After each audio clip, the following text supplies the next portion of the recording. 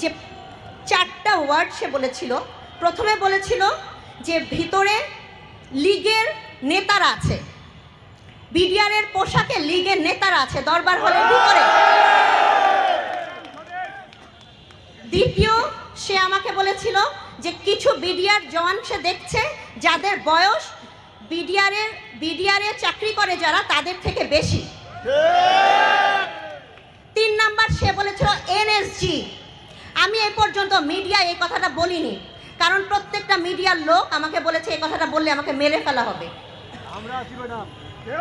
আমি তখন বুঝতে পারিনি, আমার হাজব্যান্ড আমাকে 2 বার বলেছে।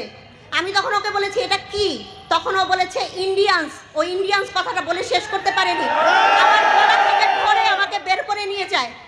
যে লোকগুলা বের করে নিয়ে যায় আমাকে রুম থেকে, বের করে নিয়ে যাওয়ার পরে আমি দেখি তারাও কি হিন্দিতেই কথা বলছে। এই স্টেট